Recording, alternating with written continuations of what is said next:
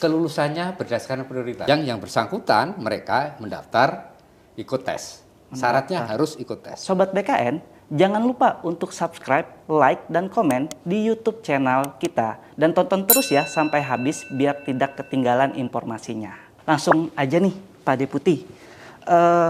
Belakangan ini Pak, banyak sekali di media sosial BKN kita nih Pak. Netizen yang bertanya-tanya terkait dengan seleksi P3K 2024 Pak. Nah, sebenarnya Pak, siapa sih yang bisa mendaftar dalam seleksi P3K 2024 ini Pak? Terima kasih Mas Ya. Edo.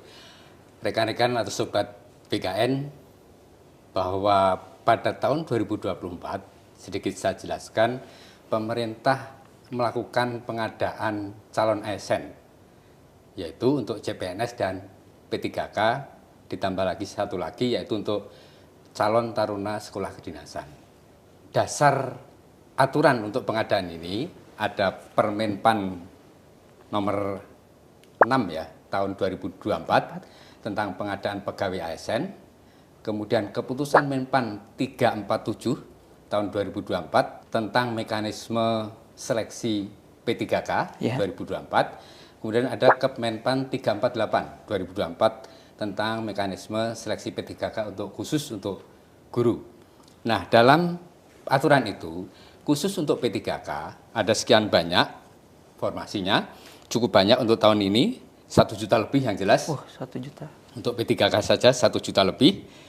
Nah, siapa yang berhak atau bisa mengikuti seleksi P3K tahun 2024 ini?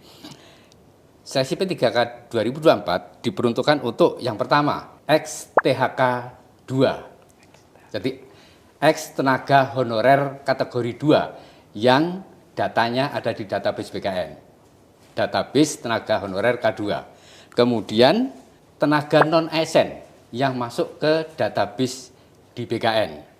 Kemudian yang ketiga, tenaga non-ASN yang aktif bekerja di instansi pemerintah 2 tahun dan masih aktif bekerja dan tidak masuk ke dalam database tenaga non-ASN.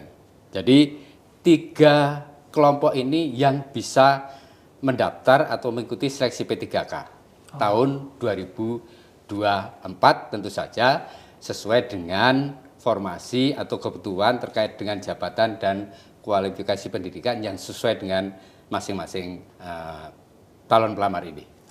Berarti dari penjelasan Pak Deputi tadi ada 3 kategori ya Pak. Yang pertama tadi ex-THK 2, betul. Terus pegawai non-ASN yang datanya masuk dalam database BKN, betul, dan masih aktif, betul. Serta yang terakhir adalah pegawai non-ASN yang masih aktif 2 tahun terakhir ini. Ya. Seperti itu ya Pak? Ya. Nah, lalu Pak, kira-kira untuk syaratnya itu dan ketentuannya apa aja ya Pak untuk menjadi atau ikut seleksi P3K tahun 2024 ini Pak? Oke, sebelum ke sana, Mas Edo, mungkin sedikit saya tambahkan untuk penjelasan yang pertama tadi. Kelompok besarnya itu untuk yang peserta yang bisa mengikuti seleksi P3K. Tapi ada turunannya, yaitu khusus untuk P3K guru. Ada tambahan yaitu pelamar prioritas. Itu level kelompok pertama. Siapa pelamar prioritas? Pelamar prioritas adalah pelamar yang lulus seleksi JF guru tahun 2021.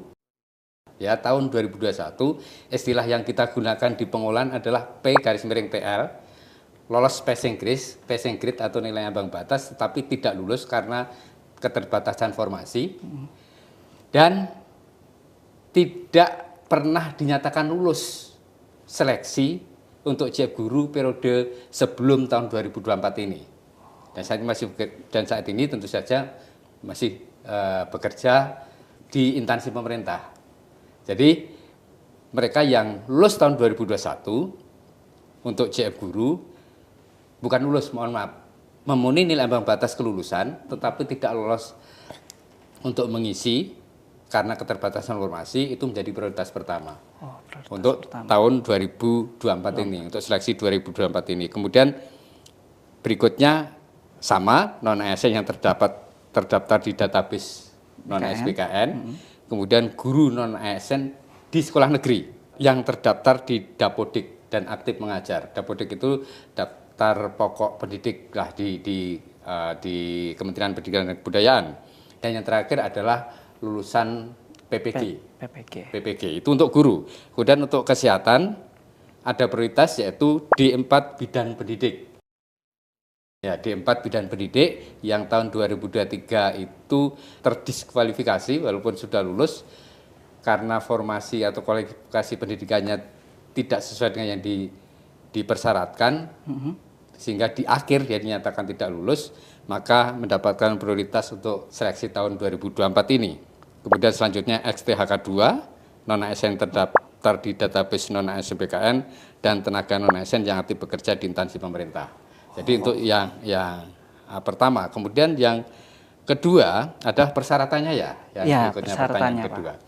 Nah, persyaratannya ada usia, ada pengalaman. Usia dan pengalaman ya. Kalau P3K usia minimal 20 tahun ya. Usia minimal. Usia maksimal karena masih mengacu pada PP 11 tahun 2017, maka usia maksimal 1 tahun dari batas usia pensiun untuk jabatan yang dilamar. Misalnya guru itu kan batas usia pensiunnya 60. Maka sebelum 59 usianya dia masih bisa mendaftar. Untuk menjadi P3K guru. Nah, kalau yang lainnya misalnya untuk yang fungsional muda, untuk analis SDM misalnya, itu kan 58 maksimal. Maka dia melamarnya sebelum usia 57. Itu masih boleh. Jadi minimal kontrak kerjanya 1 tahun. Kemudian ada syarat pengalaman kerja.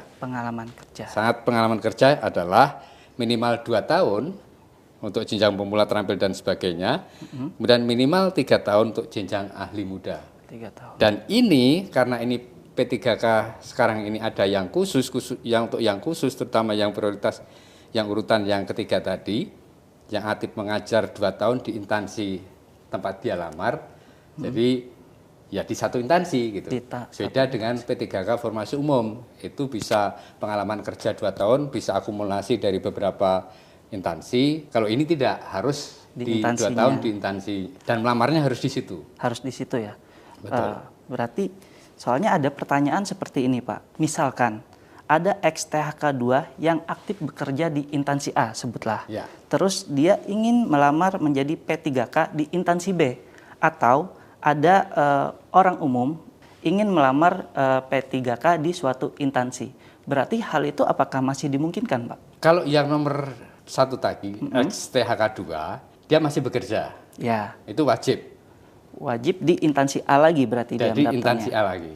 Oke. Itu untuk yang XTHK 2 maupun tenaga non-ASN, maupun yang ada di database, maupun tenaga non-ASN yang tidak ada di dalam database. Prinsipnya adalah aktif bekerja. Aktif bekerja. Untuk yang dia tidak bekerja menjadi tenaga non-ASN di suatu instansi, jelas tidak bisa melamar. Untuk P3K tahun 2024 ini. Berarti memang dikhususkan ya Pak? Dikhususkan. Seperti itu, dikhususkan. Dari penjelasan Pak Deputi tadi, apakah ada Pak kelompok sasaran tertentu yang mendapatkan afirmasi seleksi P3K tahun ini? Misalkan diperuntukkan hanya untuk tenaga honorer atau non-ASN yang hanya terdaftar di BKN, Pak? Begini, jadi berdasarkan keputusan Menpan 347, 348, dan yang lainnya, kelulusannya berdasarkan prioritas. Untuk yang Kemenpan 347, prioritas pertama adalah XTHK 2. Oke, XTHK 2. Prioritas kedua adalah tenaga non-ASN yang ada di database BKN. Prioritas ketiga adalah tenaga non-ASN yang tidak ada di database BKN, tetapi masih aktif mengajar selama 2 tahun terakhir ini dan masih mengajar dan melamar di instansi tempat dia bukan mengajar, bekerja maksud saya, dan melamar di instansi tempat dia bekerja. Gambarannya gini implementasinya.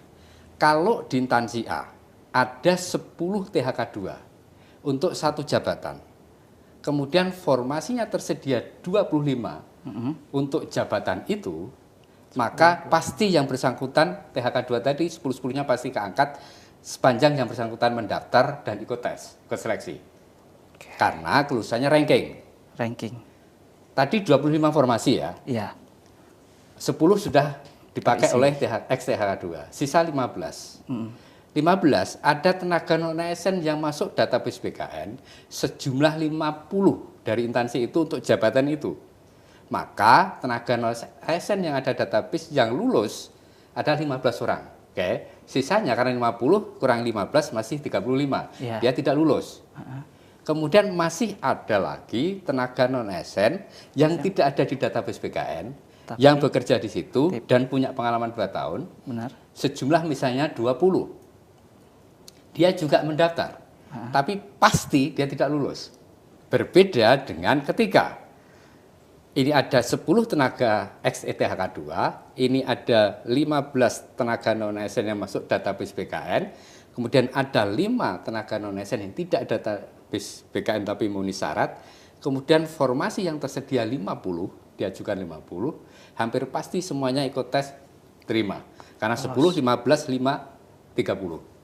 Formasi yang disediakan misalnya 30 misalnya, pasti keangkut semua. Sepanjang yang bersangkutan mereka mendaftar ikut tes. Syaratnya harus ikut tes. Berarti syaratnya itu adalah mendaftar dan ikut tes Iya. ya Pak? Tidak ada otomatis. passing grade seperti itu? Ranking. Dikategorikan untuk ranking honorer, untuk non ASN, ASN, atau digabung rankingannya ini semua Pak? Jadi ini seringkali juga membuat bingung para Benar. pelamar. Benar. Oh, nilai saya bagus kok. Saya kalah dengan nilai yang di bawah saya. Benar, seperti itu Pak. Ya, itu yang sering kali pertanyaan masuk atau sanggahan masuk. Tadi sudah saya sampaikan berdasarkan keputusan Menpan 347, 347, kemudian 348, kayak 347 umum, 348 itu khusus guru. Kemudian berapa untuk yang 9 untuk kesehatan. Kesehatan, benar sekali Pak. Itu ada prioritas untuk seleksi P3K tahun 2024 ini. Sekali lagi, prioritas pertama secara umum saja adalah ex-THK 2. Prioritas kedua adalah tenaga non-ASN yang ada di database BKN. Non-ASN database BKN. Ya. Yang ketiga, tenaga non-ASN non-database BKN. Tenaga ASN non-database BKN. Prioritasnya ya Pak? Ya. Jadi, yang pertama adalah di ranking dulu THK 2. Ini taruh di atas. Iya. Oke, misalnya formasinya lebih dari ex-THK 2 ini dan sesuai dengan formasinya atau kualifikasi pendidikan dan jabatannya, ini pasti akan keangkat semua. Oke. Yang ex-THK 2. Kemudian baru yang tenaga non-ASN yang database BKN di ranking. Kalau formasinya masih tersedia, mereka lah yang lolos sesuai dengan rankingnya, peringkatnya. Kalau masih ada sisa formasi, ada atau tidak pun tetap dilakukan, di rankinglah yang tenaga non-ASN non-database. Yang masih tersedia formasi, keangkatlah sesuai dengan peringkat terbaik. Sisanya tidak terangkat. Oh, berarti Pak Deputi seperti ini ya, kalau ibaratnya orang awam yang memandang perankingan itu, misal THK 2 mendapat nilai, misal nih Pak, mendapat nilai 50, betul. Tapi pegawai non-ASN yang database dapat nilai 100, itu tetap THK 2 yang diutamakan, karena prioritas tadi ya Pak? Iya. Oh, seperti itu. Baik. Nah, untuk guru, ada tambah satu prioritas lagi. Apa itu Pak? Yang PTL. P itu memenuhi ambang batas kelulusan, tahun TL itu tidak lulus. Tidak. Oh, oke. Jadi lolos passing grade, tapi tidak lulus karena tidak tersedia formasi. Habis formasinya dia kalah peringkat. Ini menjadi prioritas pertama. Lebih pertama lagi dari THK 2 tadi Pak ini. Oh, tapi itu namanya pelamar prioritas. Pelamar prioritas. Ya. Tapi ini hanya untuk guru berarti ya Pak? Ya, hanya untuk guru. Hanya untuk guru. Tapi nah, pelamar prioritas ini juga di ranking dulu. Oh. Untuk kelompok pelamar prioritas ini misalnya ada banyak, dilihat ex-THK 2 mana dulu itu diutamakan. Kemudian tenaga non-ASN database yang seperti itulah gitu ya. Berarti ibaratnya pelamar prioritas ini juga terbagi ada ex-THK 2 seperti itu lagi ya Pak. Nanti baru di bawahnya ex-THK 2 lagi yang baru seperti itu. Iya. Oh. Yang tidak ikut seleksi 2021. Benar sekali seperti itu. Atau tidak lulus tidak memenuhi nilai ambang batas kelulusan di seleksi tahun 2021. Nah, tadi Pak Deputi sudah menjelaskan juga terkait kategori honorer dan non ASN ya Pak. Iya. Nah, apakah memang dua hal ini merupakan dua kriteria yang berbeda Pak? Jadi honorer itu honorer, non ASN itu non ASN. Betul. Nah, dan apakah bisa dibilang semua pekerja yang bekerja di instansi pemerintah itu dapat di luar PNS dapat dikelompokkan dalam dua kategori ini, Pak? Apa tersendiri lagi dia? Jadi nomenklatur atau istilah itu kita mengacu pada aturan atau kebijakan yang dituangkan oleh Kementerian PAN-RB tadi sudah saya sampaikan. Jadi kalau ex-THK2 atau tenaga honorer K2 itu dulu kita ingat tahun 2004 ya, terkait dengan pengangkatan tenaga honorer menjadi CPNS.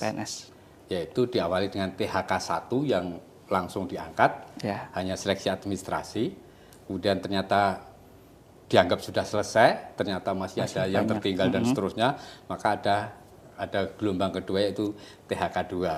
THK2 kemudian dilakukan seleksi, pakai seleksi, dan ternyata masih didata dulu oleh BKN, diverifikasi validasi oleh BKN dan BPKP, kemudian dilakukan seleksi, sudah diangkat tetapi tidak bisa seluruhnya terangkat karena keterbatasan informasi. Nah, sisa yang belum terangkat tadi, itulah yang dinamakan tenaga honorer kategori 2. Ex tenaga honorer kategori 2 yang database-nya ada di BKN. Mungkin sekarang masih ada sekitar 300 sampai 400 ribu. Saya kurang tahu pasti karena itu bergerak seiring dengan ada beberapa yang mengikuti tes calon ASN dan diterima, jadi mengurangi data itu. Berarti jadi dinamis berkurang ya, Pak? Berkurang, jelas berkurang. Kemudian ada kebijakan di PP 49 tahun 2018 tentang manajemen P3K bahwa instansi dilarang mengangkat lagi tenaga honor atau istilah lain yang sejenis. Istilahnya apapun tapi sejenis tidak boleh melakukan pengangkatan. Kemudian batas akhirnya adalah tanggal sekian gitu. Dan ada surat Menpan terkait dengan pendataan tenaga, digunakanlah istilah tenaga non ASN. Dilakukan pendataan dan ada tadinya 1,7, sekarang mungkin tersisa 1,3 di database BKN. Dan itu melalui verifikasi validasi dari BKN dan BPKP.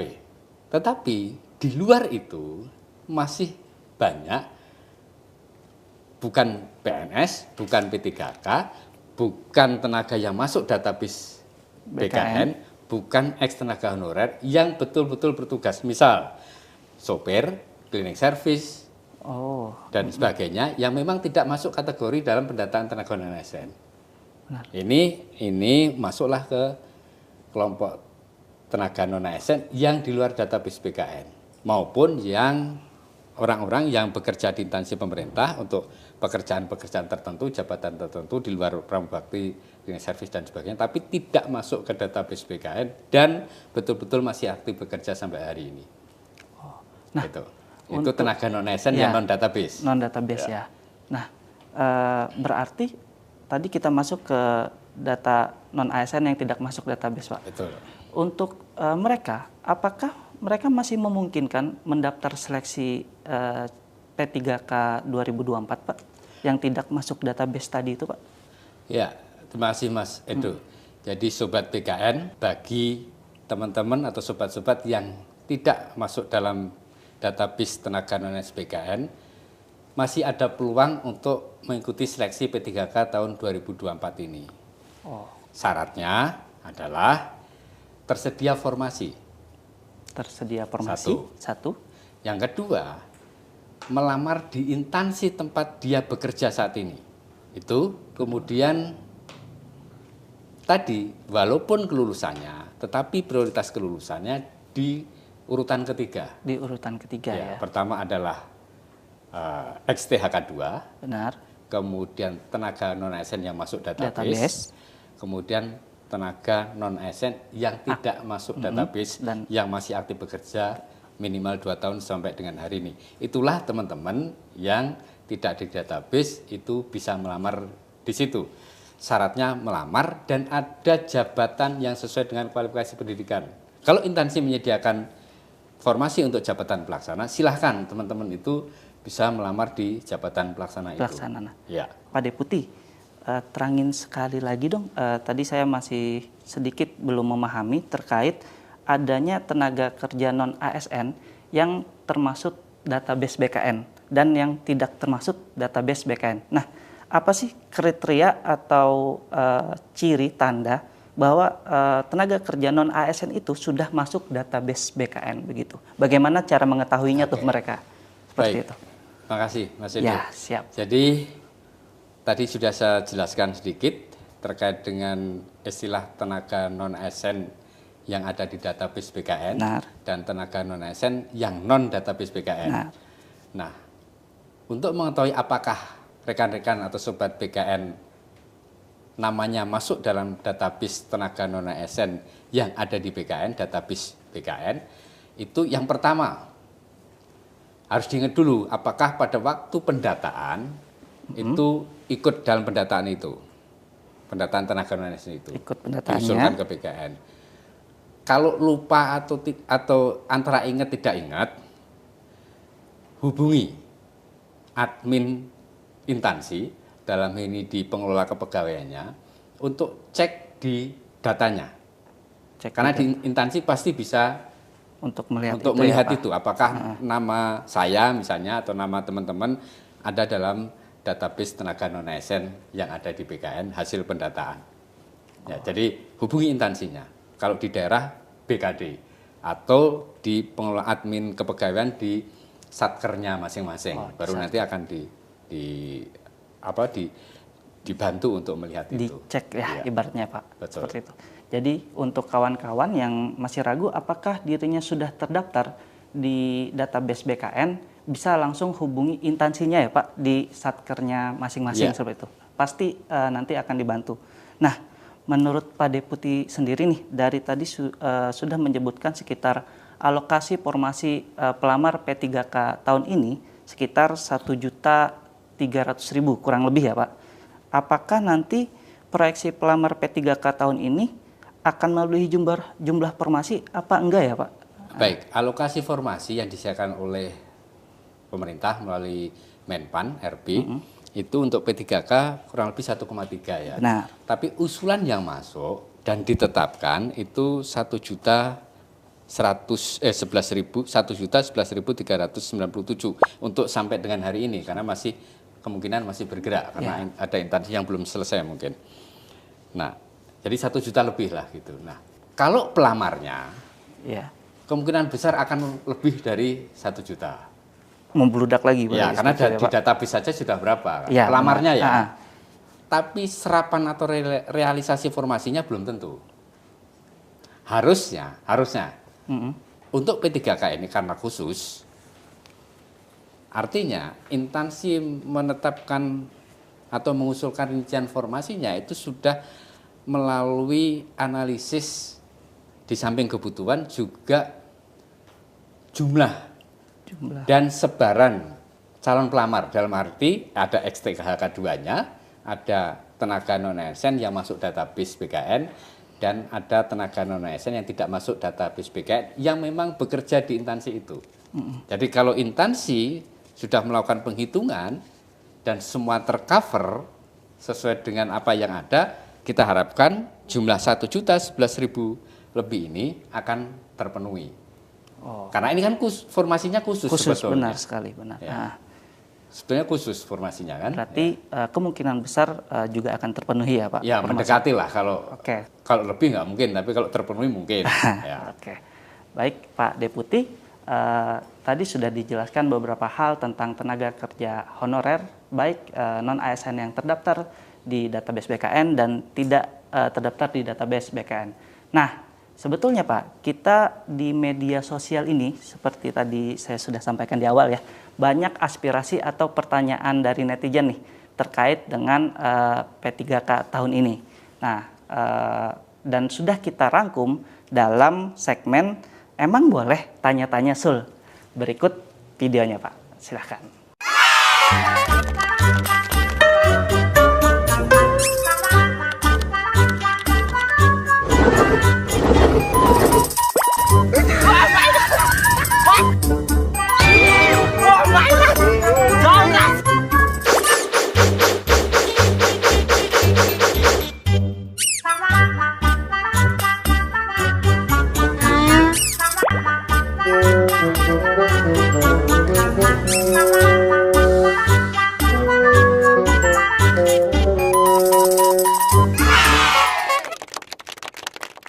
Jadi begitu tadi Pak, rangkuman pertanyaannya itu apakah honorer dan non-ASN yang terdaftar di database BKN yang sekarang ada ini itu otomatis lulus menjadi P3K atau wajib mengikuti seleksi dulu dan lulus seperti itu?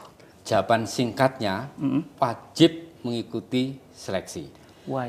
Wajib mendaftar dan mengikuti seleksinya. Kelulusannya ada prioritas. Tadi kelompok XTHK 2 kalau nggak mendaftar, ya nggak akan diangkat. Benar.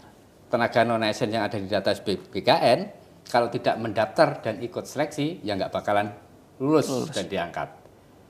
Lulusnya kalau mendaftar dan ikut seleksi, ya kalau dia di ranking hasil seleksinya nilainya ada seleksi kompetensi, benar, ya kan, kemudian ada wawancara kan, wawancara tertulis. Ya. Seleksi kompetensi ada manajer sosiokultural, kemudian ada teknis. Ya. Kemudian ada wawancara tertulis. Kalau di ranking dia masuk ke jumlah dari ketersediaan formasi, ya keangkat. Keangkat ya. Tapi kalau dia tidak masuk, ya tidak keangkat sebagai P3K penuh waktu. Penuh waktu. P3K penuh waktu. Karena apa? Kenapa tidak pasti diangkat? Di samping harus ikut tes juga ketersediaan formasi oleh instansi. Ya. Instansi punya THK 2 tapi tidak mengajukan formasi yang sesuai dengan jabatan atau kualifikasi pendidikan THK 2 itu kan juga tidak memungkinkan, mestinya tidak terjadi, tapi bisa jadi ada instansi yang tidak mengajukan formasi. Saya belum cek satu-satu apakah ada daerah atau instansi yang memang tidak melakukan pengadaan P3K, tapi rasa-rasanya hampir semua melakukan pengadaan P3K. Berarti yang penting tuh daftar dulu. Betul. Dan ikut seleksinya ya, Pak. Itu pasti itu syaratnya. Syaratnya seperti itu. Nah, ini Pak, ada juga pertanyaan tahun ini seleksi P3K 2024 dengan jumlah formasi P3K yang sekitar 1.100.000 tadi ya Pak, sekisaran itu terbilang cukup besar dan bahkan bisa 5 kalinya untuk CPNS formasinya. Betul, 200 sekian CPNS. Benar sekali. Apakah ini bisa menjadi tanda atau dianggap menjadi tahun terakhir atau kesempatan terakhir bagi pegawai honorer dan non-ASN itu untuk mendaftar sebagai P3K Pak? Kalau kebijakan bahwa XTHK 2 tenaga non-ASN yang ada di database BKN hanya bisa mendaftar atau tahun ini sebagai kesempatan untuk mendaftar terakhir, saya kira tidak. Tapi kebijakan yang sedemikian rupa untuk menyelesaikan tenaga non-ASN yang ada, ini yang tahun inilah. Kalau tidak semuanya terserap, kan begini, ke depan prioritas itu P3K.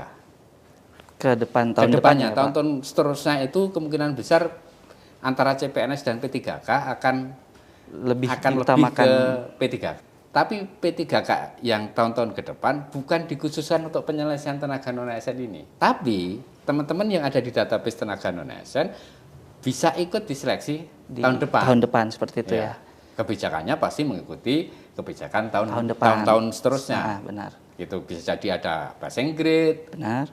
Gitu ya, bisa jadi syarat-syarat lain, apalagi ini sedang disusun RPP tentang manajemen ASN.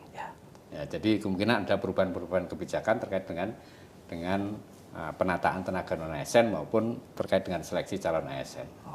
Gitu nah, ya. Terkait kebijakan BKN ini Pak, ada pertanyaan nih.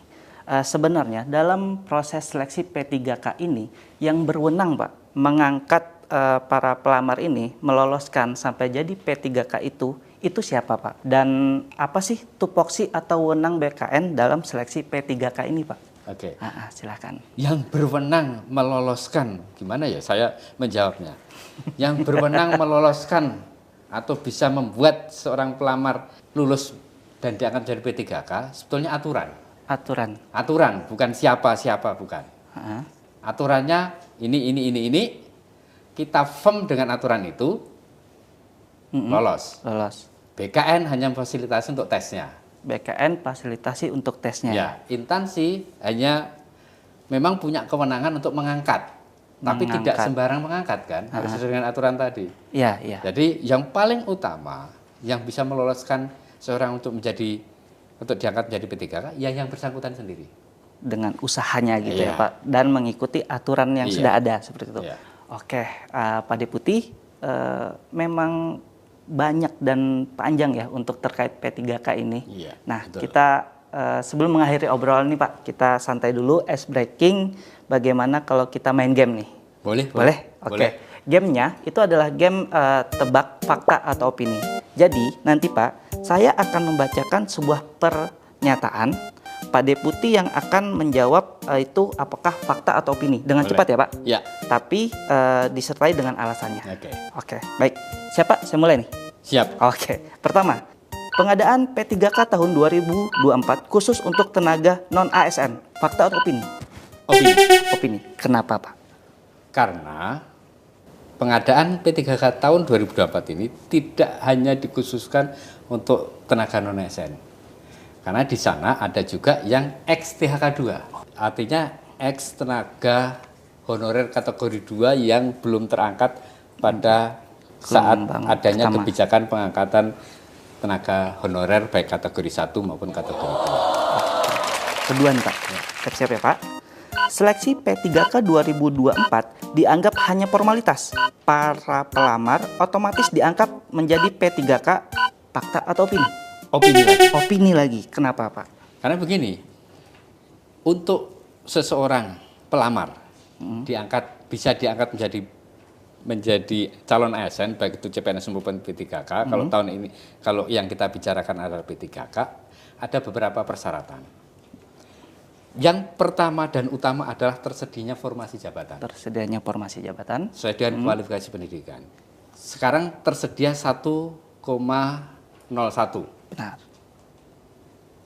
Dari sisi tenaga non-ASN yang ada di database itu 1,3 kalau tidak salah. Benar. Itu saja sudah terlihat. Kalau yang 1,3 semua mendaftar, pasti ada yang tertinggal. Ya. Belum yang THK2. Belum yang tenaga non-ASN non-database. Ini juga menyambung game yang quiz yang pertama tadi. Benar. Di samping tenaga THK2 ada juga tenaga non-ASN non-database. Jadi benar. Tidak hanya untuk khusus yang tenaga non-ASN yang ada di database untuk P3 tahun ini. Jadi syarat untuk yang pertanyaan kedua saya lanjutkan. Syarat pertama adalah tersedia informasi atau kebutuhannya. Ya, sesuai dengan jabatan, sesuai dengan kualifikasi pendidikan. Dan itu untuk masing-masing instansi. Untuk per instansi berarti ya. Bahkan masing-masing lokasi. Ya misalnya guru di SD ini, guru kelas ini walaupun bisa optimalisasi. Oh, tidak menyeluruh seperti itu Pak. Ada memang yang mengelompokkan, instansi ada yang mengelompokkan, tapi secara umum detail formasinya. Dan tidak semua instansi mengalokasikan sesuai dengan kondisi baik XTHK2, tenaga non-ASN masuk database maupun tenaga non-ASN yang tidak masuk database. Tidak semua menyiapkan formasi sesuai dengan kondisi nyata. Contoh, di Kementerian Sosial ini sekarang mungkin masih ada sekitar 40.000 yang tidak masuk database. Wah. Formasi yang disediakan di samping yang masuk database itu ada beberapa ribu, mungkin masih ada ribuan. Sorry kalau saya ralat, saya tidak tahu angka pastinya, tapi ribuan pasti. Yang belum masuk database. Yang belum masuk database. Nah, formasi yang disediakan tidak sampai segitu. Kalau mereka semua mendaftar berarti tidak ada yang tidak terangkat kan? Benar. Berarti seleksinya bukan formalitas kan? Benar, ya. Karena tadi yang terpilih itu adalah ranking yang terbaik ya Pak. Betul. Terakhir Pak, seleksi P3K tahun ini merupakan kesempatan terakhir untuk penyelesaian tenaga non-ASN. Fakta atau opini? Opini. Wah, opini lagi. Kenapa opini? Tuh Pak? Iya. Begini, kebijakan pemerintah memang akan diselesaikan terakhir Desember 2024. Itu di kesepakatan pemerintah dan DPR. Ya. Dan pemerintah dalam ini eksekutif, presiden, menteri dan kita ini sudah membuat kebijakan untuk menyelesaikan di tahun 2024 ini. Tapi penyelesaian itu ini juga nyambung ke kuis yang kedua. Saling terkait berarti Iya, ya Pak? menyambung kedua kan. Bisa selesai tahun ini kalau datanya minimal THK 2 dan tenaga non ASN yang masuk database itu semua instansi mengakomodir dari sisi formasinya untuk itu. Oke. Paling tidak selesai di situ. Kalau bisa kita bilang bagi tenaga non ASN yang database bisa jadi menjadi kesempatan terakhir karena memang selesai. Pasti keangkat kalau kondisinya seperti itu. Tapi seperti yang saya sampaikan sebelumnya, kondisi penetapan formasinya tidak seperti itu. Di database BKN saja 1,3. Ya, Ya kan? benar. Nah, Belum yang tidak masuk database. formasinya 1,01. Benar. Ada selisih 300 300.000. ribuan. Ya, benar. Ya. Mungkin akan berkurang karena ada seleksi CPNS nantinya. Mungkin ada yang milih CPNS kan. Nah, belum yang tenaga non ASN yang tidak di luar database, dalam arti ada instansi yang mungkin dari sisi PHK 2 dan tenaga non ASN yang database jumlahnya mungkin hanya 100, tapi dia menyediakan formasi 500 karena yang 400 untuk mengakomodir yang tenaga non ASN yang non database. Tapi di sisi lain ada juga instansi yang punya tenaga XTHK 2 dan tenaga non ASN 2.000 tapi hanya menyediakan formasi 1.000 karena keterbatasan anggaran. Jadi apakah nanti ada kebijakan lagi? Saya tidak bisa memastikan itu. Tapi upaya pemerintah untuk menyelesaikan tahun ini 2024 sudah ada. Sudah dilaksanakan. Hanya memang ada keterbatasan. Instansi tidak semuanya menyediakan formasi sesuai dengan kebutuhan yang sebenarnya atau dengan database dengan data tenaga non ASN yang sebenarnya karena ada alasan keterbatasan anggaran, ada prioritas dan seterusnya. Apakah tahun depan ada kebijakan untuk menyelesaikan lagi? Kita lihat aja nanti. Kalau kebijakannya bukan BKN. Benar sekali, Pak Deputi. Terima kasih. Sebelum kita tutup nih, terakhir ada ini nggak sih pesan kesan untuk para calon pelamar P3K seleksi tahun ini? Seperti apa kira-kira Pak? Baik, silahkan. Terima kasih Sobat BKN dan juga kandidat-kandidat calon ASN termasuk P3K yang akan mengikuti seleksi P3K tahun 2024 ini dan juga mungkin keluarga, orang tua, pacar atau calon mertua ya. Ada dua hal yang ingin saya sampaikan. Yang pertama, diskusi ini tadi kan mengalir. Dan kebijakan pengadaan calon ASN termasuk P3K itu diatur dengan beberapa peraturan dan keputusan. Peraturan Menpan nomor 6 tahun 2024, Kemenpan 347, 348 dan 349 itu adalah dasar dari apa yang kita bicarakan pada kesempatan ini. Oleh karena itu, jangan segan atau jangan malas untuk membaca peraturan itu. Karena banyak variasi dari kebijakan terkait dengan pengadaan P3K. Mulai dari skala prioritas dan seterusnya. Termasuk optimalisasi dan seterusnya. Jadi saya harapkan teman-teman, Bapak Ibu sekalian membaca peraturan-peraturan tadi. Sehingga bisa lebih memahami lagi. Ketika ada pertanyaan-pertanyaan yang menurut Bapak Ibu sekalian itu sepertinya kok tidak sesuai, sepertinya kok tidak masuk akal dan sebagainya. Sepertinya kok tidak adil gitu dan sebagainya. Itu silahkan merujuk pada peraturan-peraturan itu. Itu yang pertama. Yang kedua, sekali lagi, saya terlibat dalam seleksi calon ASN itu sejak tahun 2013. Mulai saat CAT pertama kali itu bergulir. Nah, CAT itu ditujukan, kita bangun, BKN bangun untuk membuat seleksi calon ASN itu lebih akuntabel, objektif dan transparan. Dan terbukti itu bisa kita wujudkan.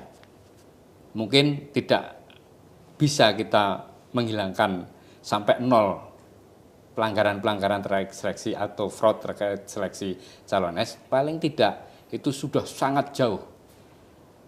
Seleksi calon ASN kembali dipercaya oleh masyarakat.